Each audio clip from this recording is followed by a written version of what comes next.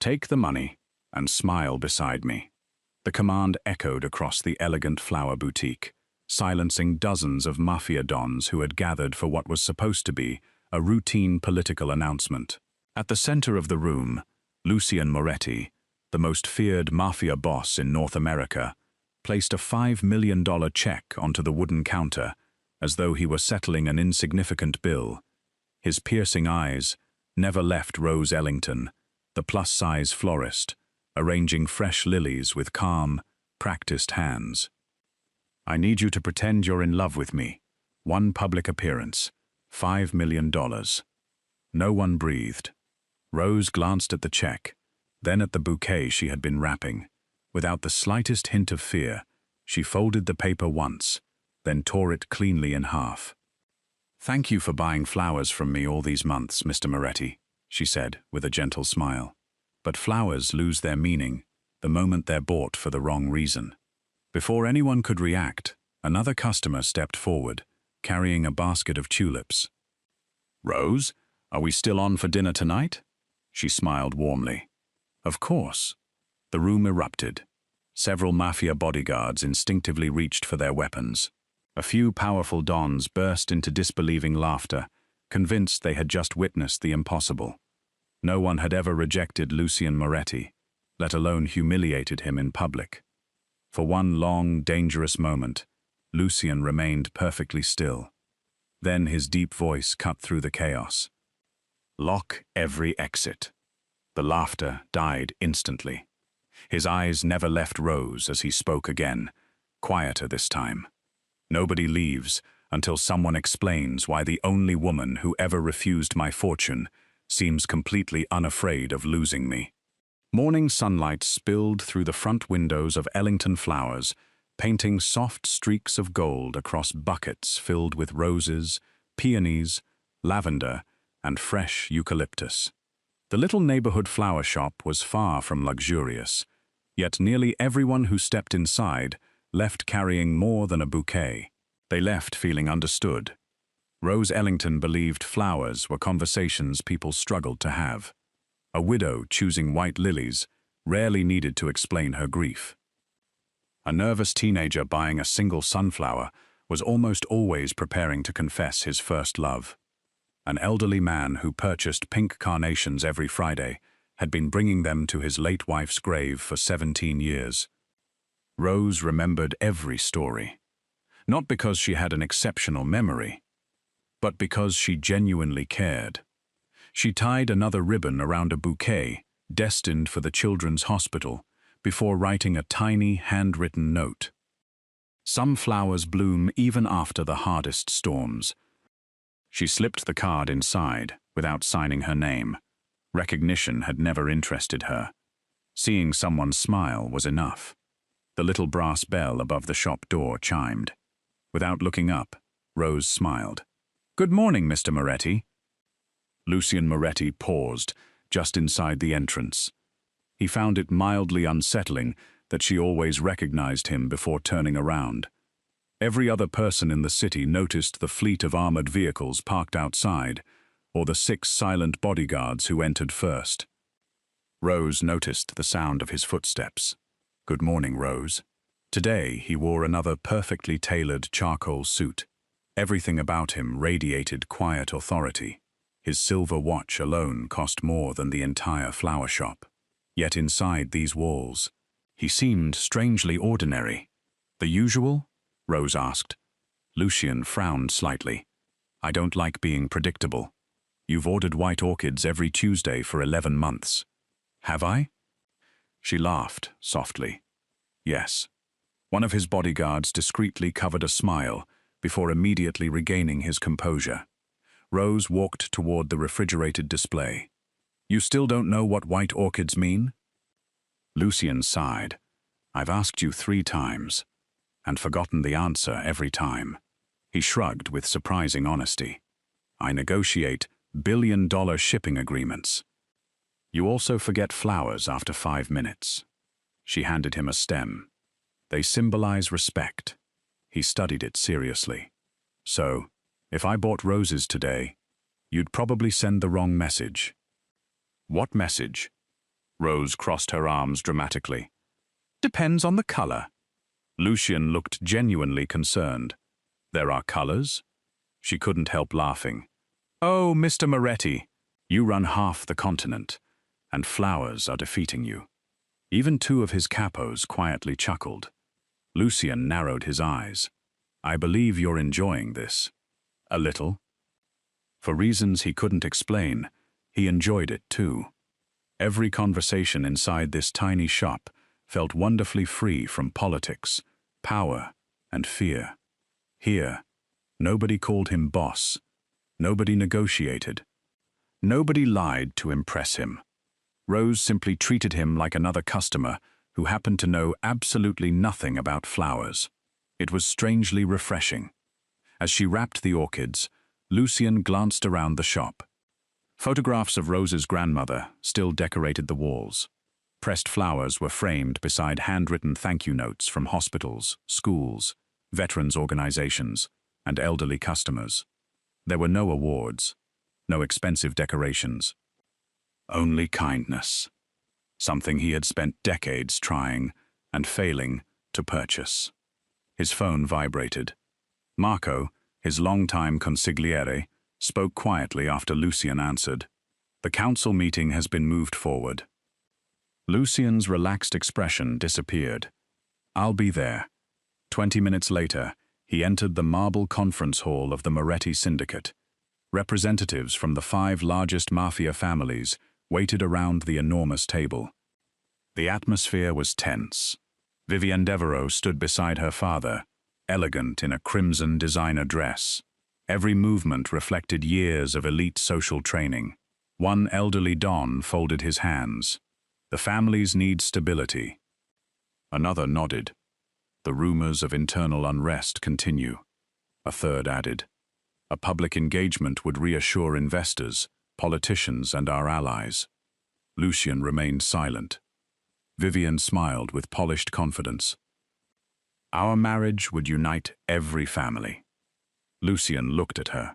His expression revealed nothing. Marriage had never interested him, especially one arranged like a corporate merger. But Leon Barrett's growing influence inside the syndicate had become impossible to ignore. The organization needed unity. Optics mattered. Marco leaned closer. We don't necessarily need a real fiancé. Lucian raised an eyebrow. We only need someone the public believes. The idea settled quietly in his mind. Hours later, Lucian found himself standing once again inside Ellington Flowers. Rose looked up from trimming fresh hydrangeas. You forgot your orchids. No. He walked slowly toward the counter. I have a proposal. She waited patiently. I need someone to appear beside me at one charity gala. Rose blinked. As your florist. As my girlfriend. Silence. Lucian continued calmly. It is purely professional. No romance. No expectations. One evening, I'll pay you $5 million. He placed the checkbook onto the counter. The amount was already written. $5 million. The little shop became impossibly quiet. Even his own bodyguards stared. Rose looked down at the number for several seconds. Then, she gently pushed the check back toward him. I'm sorry. Lucian frowned. I don't think you heard the amount. I did. You could buy a much larger flower shop. I could. You could retire. I probably could. So why refuse? Rose smiled with the same warmth she offered every customer. Because pretending to care about someone is the one thing I don't sell here. Lucian had negotiated with presidents, outmaneuvered rival cartels, built an empire worth billions. Yet standing in that tiny flower shop, he discovered something no amount of wealth had ever prepared him for. Someone who simply couldn't be bought. For the first time in nearly 20 years, Lucian Moretti found himself replaying a single conversation instead of a business negotiation. Because pretending to care about someone is the one thing I don't sell here. The words followed him through executive meetings, security briefings, and late-night strategy sessions. Rival families debated shipping routes worth hundreds of millions of dollars, yet his thoughts kept drifting back to a tiny flower shop where $5 million had been dismissed with nothing more than a gentle smile. Marco noticed it before anyone else. "You've reviewed the same report 3 times, boss." Lucien looked up. "I have." "You've also signed today's date on yesterday's paperwork." A faint smirk crossed Marco's face. "I didn't think anyone could distract Lucien Moretti." Lucien slid the documents aside. "I'm thinking." "About the florist?" Silence answered the question. Marco wisely changed the subject. "Should I schedule tomorrow's meeting?" "No." Lucien stood. "I have another errand." The familiar brass bell rang as he stepped into Ellington Flowers. Rose looked up from arranging bright yellow sunflowers. "I was wondering when you'd come back." Lucien raised an eyebrow. "You expected me? You forgot your receipt." She reached beneath the counter and handed him the tiny slip of paper. He stared at it for a moment. "I don't usually keep receipts." "I know." "Then why save it?" Rose shrugged. "I thought maybe you needed an excuse." For the first time in days, Lucien laughed, not the polite chuckle he used at political dinners. A genuine laugh. Even his bodyguards exchanged confused glances. None of them could remember hearing that sound before. Rose tilted her head. "There." "What?" "That. You look younger when you laugh." Lucien blinked. No one had ever said something so casually personal to him. Everyone else measured every word around the boss. Rose simply observed what she saw. "I need flowers." "What kind?" "I don't know." Rose smiled knowingly. "You never do." She led him toward several buckets filled with fresh blooms. "Suppose you're apologizing." "What flowers?" Lucien folded his arms. "You tell me." "Blue hyacinths." "What if I'm thanking someone?" "Pink tulips." "What if I admire someone?" "White orchids." I remembered that one. "You finally did." "What about someone stubborn?" Rose laughed. "There isn't an official flower for stubborn men." "There should be. There probably should." She reached for a bright orange gerbera daisy. "This one. It looks cheerful. Exactly. It reminds stubborn people not to take themselves so seriously." Lucien accepted the flower with surprising seriousness. "I'll keep that in mind." "You won't." "Probably not." As Lucien prepared to leave, the shop door opened again. 3 enormous men entered wearing expensive suits. Each had visible scars. Each looked intimidating enough to frighten most people. Rose simply smiled. "Good afternoon." The tallest man awkwardly removed his hat. "Miss Rose." "Oui, Lucien immediately recognized them. His capos. The men responsible for enforcing discipline across half the syndicate. Rose waited patiently. One of them nervously cleared his throat. "My wife is angry." Rose nodded. "What happened?" "I forgot our anniversary." Lucien closed his eyes. The fearless capo looked more terrified than during any gunfight. Rose considered the situation. "How many years have you been married?" 23. "And you forgot?" "Yes." She sighed dramatically. "You're going to need peonies." The second capo interrupted. "My girlfriend says I don't communicate." Rose looked at him. "Do you?" "No." "Then lilies won't save you." "What will?" "You. You need to start talking." The third capo scratched the back of his neck. "I accidentally called my fiancée by my ex-wife's name." Rose stared at him. "So." She slowly folded her arms.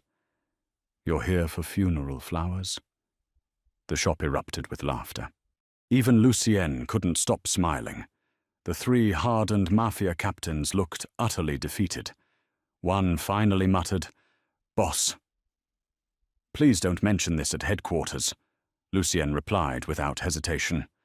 "I absolutely will." Their collective groan echoed through the store. Rose shook her head, still smiling. "You men control empires, but relationships are apparently beyond your abilities." Over the following weeks, Lucien found more and more reasons to stop by. Sometimes he ordered flowers for charity events, sometimes for hotel openings, sometimes for hospital donations. Occasionally, he admitted he simply wanted to learn something new. Rose never treated him differently. If anything, she became even more comfortable teasing him. One rainy afternoon, he confidently pointed toward a bouquet. "I'll take those carnations." Rose glanced at the arrangement. "Those are chrysanthemums." "I knew that." "No, you didn't." "I almost did," she laughed. "I'll make you a deal." "I'm listening." "If you correctly identify 5 flowers in a row, I'll give you a discount." Lucien looked offended. "I don't need discounts." "I know. But your pride clearly does." A week later, another customer entered the shop. He was around Rose's age, dressed casually, carrying an old camera around his neck. "Rose!" She looked up and immediately smiled. "Daniel!" The two embraced warmly. Lucien felt something unfamiliar tighten in his chest. Daniel admired the flowers around him. "The shop looks even prettier than last year." "You've been traveling again?" "Europe." "I finally came home." They began chatting effortlessly, reminiscing about childhood memories and neighborhood festivals. Lucien quietly selected another bouquet while pretending not to listen. Rose noticed. "You remember Daniel?" Lucien answered a little too quickly. "No." "You've never met?" Daniel extended his hand. "I'm Daniel Harper." Lucien shook it firmly. "Lucien." Daniel smiled. "Rose talks about her regular customers." "Only the difficult ones," Rose teased. Lucien looked at her.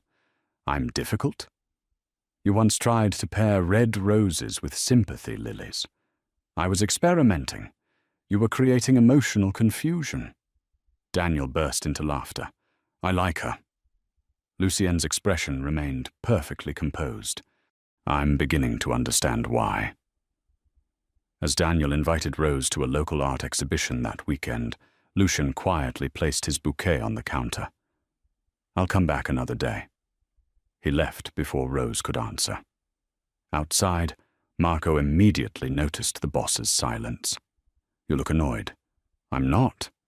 "You bought flowers and forgot to take them." Lucien stopped walking. "I did?" Marco smiled to himself. No rival mafia family had ever unsettled Lucien Moretti, but one friendly photographer apparently had. By the time autumn arrived, everyone inside the Moretti syndicate had noticed an unusual pattern. Every morning, sometime between 9 and 10, the boss mysteriously disappeared for exactly 23 minutes. Nobody dared question him. Nobody except Marco. He entered Lucien's office carrying the day's schedule. "You have a meeting with the Port Authority at 10. "I know." "A conference call with London at 11. "I know." And somehow, Marco glanced at his watch. "You've left exactly 23 minutes unassigned." Lucien calmly buttoned his suit jacket. "I need flowers." Marco blinked. "You bought flowers yesterday. They've already been delivered." "You bought flowers the day before yesterday. Those were different flowers. The day before that?" Lucien paused. "Those were educational." Marco sighed. "Boss, you do realize there are only so many people one man can send bouquets to." Lucien looked genuinely thoughtful. "I've been wondering about that." The little bell above the flower shop door chimed. Rose looked up and smiled without surprise. "I was beginning to worry." Lucien frowned. Worry? You usually arrive at 9:15. She pointed toward the wall clock. You're 7 minutes late. Lucian stared at her. You remember the exact time. You've visited 21 times this month. I have? You also always straighten that picture frame before saying good morning. Almost instinctively, Lucian glanced toward the slightly crooked photograph of Rose's grandmother. Without thinking, he straightened it. Rose folded her arms, smiling triumphantly. I rest my case. For perhaps the first time in his adult life, Lucian felt embarrassed. So? Rose asked, while trimming fresh lavender. Who needs flowers today? Lucian answered immediately. My accountant. She stopped working. Your accountant? He's been loyal. Loyal for 20 years? 23. And today you suddenly remembered him. Lucian cleared his throat. Yes. Rose raised one eyebrow. What did he do? He filed taxes. She burst into laughter. You don't buy flowers because someone filed taxes. I appreciate efficiency. No, she smiled knowingly. You wanted an excuse to come here. Lucian remained completely silent. His silence answered everything. Rose chose not to embarrass him. Instead, she simply selected several elegant white lilies. Your accountant deserves appreciation. Thank you. She wrapped the bouquet carefully before slipping a handwritten card inside. Lucian noticed. What did you write? If I tell you, it won't mean as much. He accepted the answer. Somehow, it made perfect sense. Over the following weeks, his excuses became increasingly ridiculous. One morning, I need flowers for my security director. Why? He successfully prevented 3 break-in attempts. Impressive. Another day, I require flowers for one of my pilots. What happened? He landed safely. Rose blinked. Isn't that his job? Exactly. So, you're rewarding competence. I believe people should know they're appreciated. Rose smiled warmly. I actually like that. Lucian hid a small smile of his own. Soon the employees at Ellington Flowers began taking quiet bets. How many bouquets today? 3. I think 5. No. He's looking especially nervous. 7. Even Lucian's bodyguards had stopped pretending there was another reason for their daily visits. One of them whispered to another, if the boss keeps buying flowers at this rate, we'll have to start building greenhouses. One quiet afternoon, business slowed. Rain tapped gently against the windows. Rose arranged fresh daisies, while Lucian watched in silence. You always look peaceful when you're working. She smiled without looking up. My grandmother used to say, flowers never argue. People do. Exactly. He hesitated. Were you always this happy? Rose's hands slowed. No. She carefully removed a wilted leaf. When my grandmother passed away, I almost sold the shop. Lucian listened quietly. I thought nobody needed a tiny neighborhood florist anymore. What changed? A little girl. Rose smiled at the memory. She came in, carrying $3. She wanted flowers for her mother after chemotherapy. $3 wasn't enough, so I made the bouquet anyway. And, when her mother came back a week later, she wasn't holding flowers. She was holding hope. Silence settled gently between them. Lucian understood. Rose had never been selling flowers. She had been delivering emotions all along. That evening, as Lucian prepared to leave, Rose stopped him. Wait. She disappeared into the back room before returning with a tiny potted succulent. For me? You've kept every bouquet alive. I thought it was time you tried keeping a plant alive. He looked almost alarmed. I've never owned a plant. It doesn't need much. What if I kill it? Rose grinned. Then you'll have to come back so I can teach you. Their eyes met. Neither spoke for several seconds. One of the bodyguards quietly turned away, pretending to admire a display of orchids. Even he felt he was intruding on something personal. Across the city, someone else had also been watching. Leon Barrett lowered a pair of binoculars. "So," he murmured, "the rumors are true." An associate nodded. "Our surveillance confirms the boss has visited that flower shop almost every day for the last 6 weeks." Leon studied the photographs spread across his desk. Lucien smiling, Lucien laughing, Lucien carrying flowers. The feared ruler of the Moretti syndicate looked human. Leon smiled coldly. Every empire has one weak point.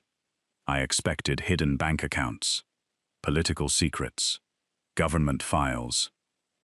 He tapped one photograph of Rose, gently wrapping a bouquet. Instead, it's a florist.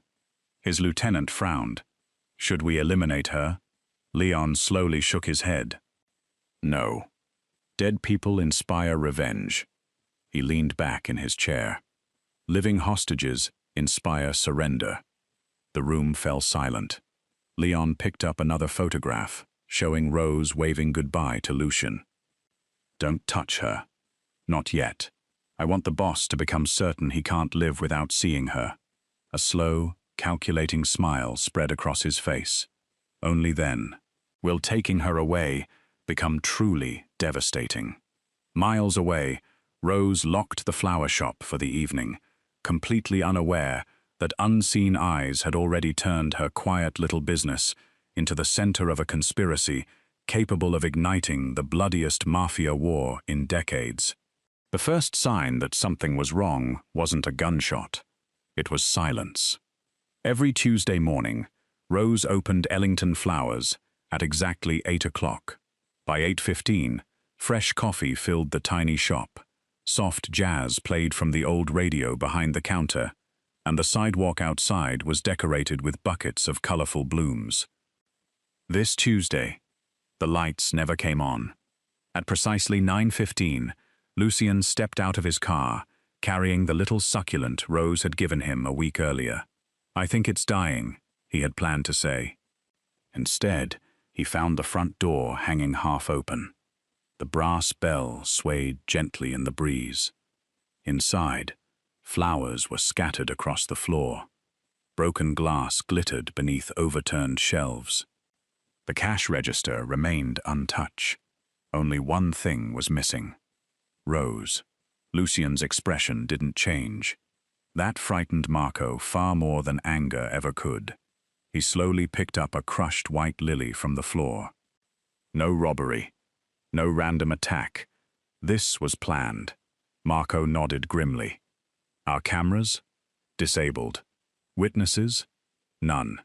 Lucien looked toward the back room. Find her. Within seconds, the entire Moretti syndicate erupted into motion. Helicopters lifted into the sky. Private surveillance satellites were redirected. Every highway leaving the city was quietly monitored. Hundreds of men received the same order. Forget the territory dispute. Forget the council meeting. Find Rose Ellington. Several hundred miles away, Rose slowly opened her eyes. Her wrists weren't tied. The room wasn't a prison cell. Instead, she found herself inside an old greenhouse, surrounded by neglected flowers. The contrast felt strangely cruel. A man applauded softly from the doorway. I expected screaming. Rose looked at him calmly. You must be Leon Barrett. His smile widened. You recognize me. I arrange flowers for charity galas. You've attended several. Leon laughed. I underestimated you. You underestimate a lot of people. He stepped closer. You know why you're here? Because you couldn't defeat Lucien honestly. The words landed harder than any insult. Leon studied her carefully. No fear. You really are different. Rose glanced toward the dying plants surrounding them. They need water. Leon frowned. What? She pointed toward a row of wilted orchids. If they're left another day, they'll die. For several seconds, Leon simply stared. Then, despite himself, he laughed. I kidnap you, And you're worried about flowers. They've done nothing wrong. Something about her answer unsettled him. He abruptly turned away. Keep her alive. Nothing more. Meanwhile, the syndicate's intelligence division uncovered nothing. No ransom demand. No financial transactions. No unusual border crossings. It was as though Rose had vanished. Lucien stood before a massive digital map covered in blinking markers. Again. One analyst hesitated. We've already searched every warehouse connected to Barrett. Search again. Another officer spoke cautiously. Boss, we've questioned everyone. Lucien's voice remained calm. Question better. Marco watched quietly. Lucien wasn't losing control. He was becoming something even more dangerous. Patient. Back inside the greenhouse, Rose noticed something peculiar. Every morning, fresh flowers arrived from different suppliers. Bouquets. Centerpieces. Loose stems. None stayed long. They were loaded into delivery vans before sunset. An idea slowly formed. When one guard brought her breakfast, she smiled politely. Would you mind handing me those roses? He shrugged. They're just flowers. Exactly. Just flowers. Rose began arranging every bouquet before it left the greenhouse. To everyone else. They looked beautiful. To Lucien, if he ever saw them, they would become messages. A white orchid placed upside down. A red carnation hidden beneath blue hydrangeas.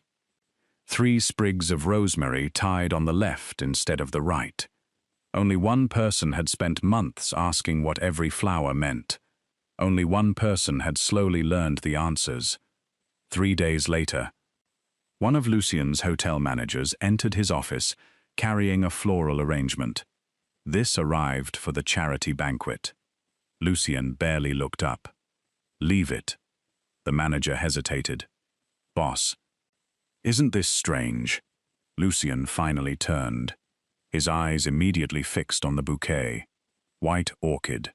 Upside down. He stood instantly. Where did this come from? A wholesale distributor. Lucien examined every stem. Blue hydrangeas. Red carnations. Rosemary. His heartbeat quickened. Months of conversations inside the flower shop suddenly returned. An upside-down orchid means something isn't where it belongs. Rosemary helps people remember. Blue means truth. Red hidden beneath blue means danger concealed by appearances. Marco watched silently. You understand it? Lucien nodded once. She's talking to me. Within hours, every flower shipment delivered throughout the city was intercepted. Not confiscated, but photographed. Hundreds of florists unknowingly became part of the investigation. Analysts mapped every arrangement. Botanists were recruited. Delivery routes were compared. Finally, a pattern emerged. Every bouquet originated from the same rural distribution center, except there was no registered flower business there, only abandoned farmland. Marco looked at Lucien. This is it. Lucien quietly picked up his jacket. No army. The room fell silent. A capo protested. It could be an ambush. It is. Then why not bring everyone? Lucien looked toward the coded bouquet. Because Rose didn't ask for war. Night covered the countryside as a small convoy approached the abandoned greenhouse. Leon stood waiting. I knew you'd solve it. Lucien stepped forward, alone. You wanted me. I'm here. Leon smiled. Excellent. Armed men emerged from every direction. Dozens. Then dozens more. Hidden floodlights illuminated the fields. This territory, Leon said calmly, in exchange for the florist. Lucien didn't answer. Instead, he looked toward the greenhouse. A tiny lantern flickered twice, paused, then once more. Rose. Another signal. Marco quietly whispered through Lucien's earpiece. She's telling us something. Lucien smiled faintly. No, she's warning us. At that exact moment, several of Leon's own captains suddenly raised their weapons, not toward Lucien, but toward Leon himself. One stepped forward, holding stacks of financial records. We know everything. Another produced hidden recordings. You ordered attacks on rival families. You planned this war. You intended to blame Moretti. Confusion exploded through Leon's ranks. Rose had secretly hidden copies of Leon's accounting ledgers inside flower deliveries over the past 3 days, using coded bouquets to guide Marco's intelligence teams toward each courier. By the time Lucien arrived, every major mafia family had already received proof of Leon's betrayal. Leon staggered backward. You, he looked toward the greenhouse in disbelief. Used flowers? Rose smiled softly as she stepped outside, under the protection of Lucien's men. I told you. Every bouquet carries a message. The first gunshot never came. Instead, Leon watched as his own allies lowered their weapons and walked away one by one. His conspiracy collapsed, not because a stronger army defeated him, but because the truth had bloomed before hatred could. For the first time in decades, a mafia war ended before it began, and standing quietly between two rival armies, a florist had accomplished what thousands of armed men never could. Leon Barrett's empire collapsed long before the authorities learned what had happened. Within 48 hours, every mafia family that had secretly supported his coup withdrew their loyalty. Bank accounts were frozen. Shipping contracts disappeared overnight. His closest allies testified against him to save themselves. The man who had nearly plunged the underworld into civil war discovered the cruelest lesson of all. Power built on betrayal never lasts. As for Leon, he would spend the rest of his life wondering how his carefully orchestrated conspiracy had been defeated by coded flower arrangements and a woman who refused to hate him. The emergency council of the 5 families gathered one final time. This time, no one argued. No one raised their voice. The evidence Rose had helped uncover was undeniable. An elderly Don slowly stood and faced Lucien. You could have answered treachery with blood. Lucien remained silent. Instead, you stopped a war. Another Don nodded respectfully. The syndicate owes Miss Ellington a debt that can never be repaid. Lucien looked toward the empty chair where Leon had once sat. No, he answered quietly. The debt is mine. A week later, reporters crowded outside the Moretti headquarters. Camera flashes exploded as Vivienne Devereaux stepped onto the front stairs. Everyone expected a dramatic engagement announcement. Instead, she approached the microphones with calm dignity.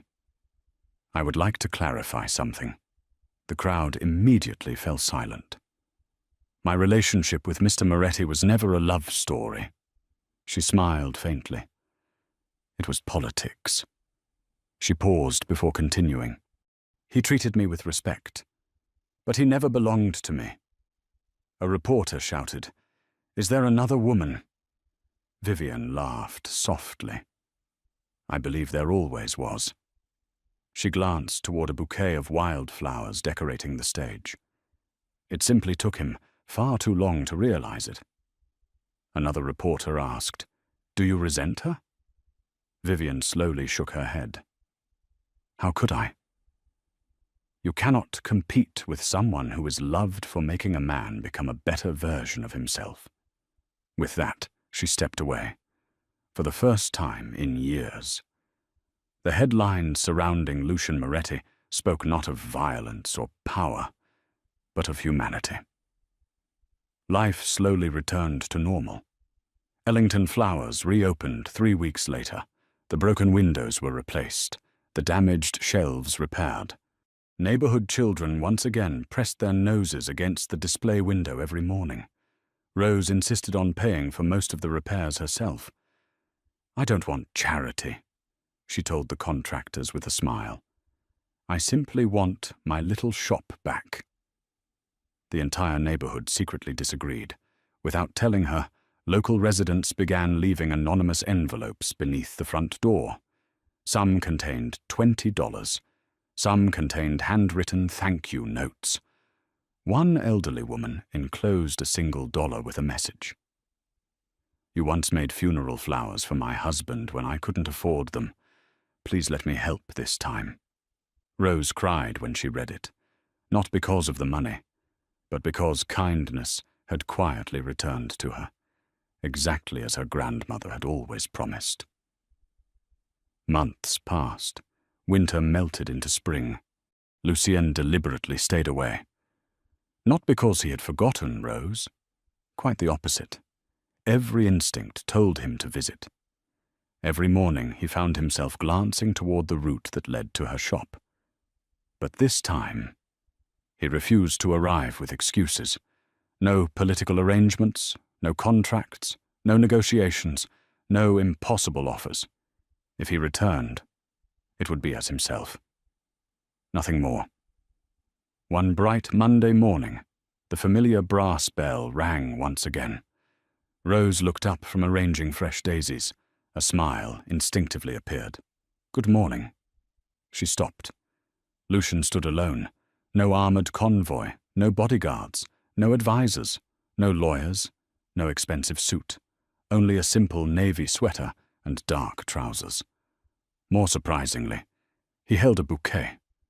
It was terrible. The wrapping paper leaned sideways. The ribbon was uneven. Half the stems were different lengths. The colors clashed spectacularly. The roses faced one direction, the lilies another. Several daisies had somehow ended up upside down. Rose stared at it for several long seconds. Then she laughed. Not politely. Not quietly. The kind of laughter that filled the entire shop. Lucien looked down at his masterpiece. "I know." She laughed even harder. "I've never seen flowers argue with each other before.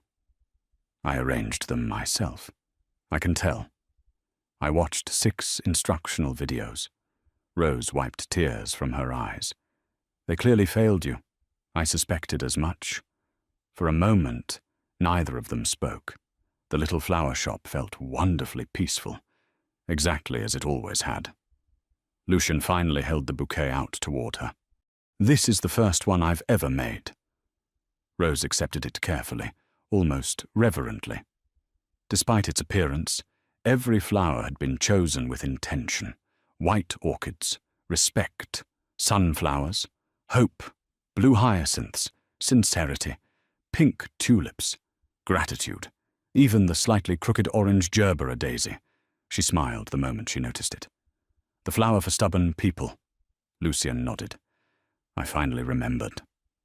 "You did." And he took a slow breath.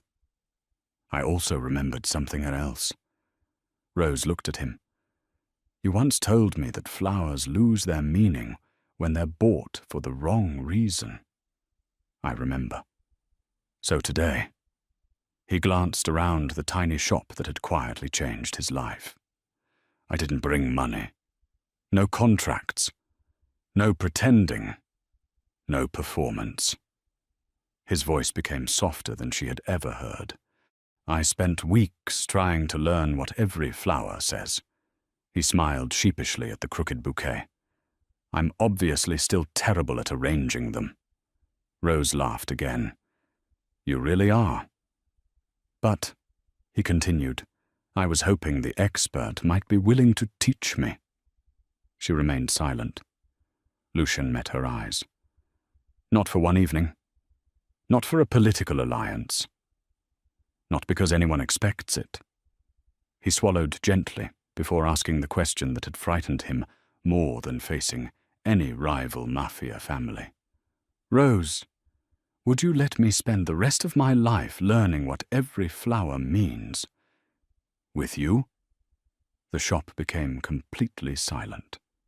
Rose looked down at the awkward bouquet, then toward the framed pieces of the torn $5 million check hanging on the wall. she smiled. Only if you promise. Lucien waited. To stop trying to solve everything with money. Without hesitation, he nodded. I promise. She stepped forward and slipped her hand into his. Then I suppose your first lesson starts today. 1 year later, the Ellington Garden Foundation supplied flowers free of charge to hospitals, nursing homes, veterans organizations, children's shelters, and grieving families throughout the state. Every Monday morning, before attending billion-dollar meetings that shaped international business and underworld diplomacy alike, Lucien Moretti unloaded flower deliveries beside neighborhood volunteers. He never considered the work beneath him. It reminded him who he wanted to be. One afternoon, a young reporter finally gathered enough courage to ask the question the world had been wondering. Boss Moretti, how did the richest man in the underworld lose to a florist? Lucien looked across the garden where Rose knelt beside a group of children, patiently teaching them how to arrange wildflowers. She wasn't lecturing. She wasn't showing off. She was simply helping them discover beauty in ordinary things. A quiet smile appeared on his face. I didn't lose. He paused. For the first time in my life, I found someone who valued my heart more than my fortune. Inside Ellington Flowers, the torn pieces of the original $5 million check still hung inside a simple wooden frame. Beneath them rested a handwritten note in Rose's elegant script. The day money failed, love finally had a chance to speak. Customers often stopped to read it before ordering flowers. Many smiled. Some quietly wiped away tears. And every person who walked back out into the world carried more than a bouquet. They carried the reminder that loyalty purchased with wealth could always disappear. But love freely given by someone who could never be bought was the rarest treasure of all.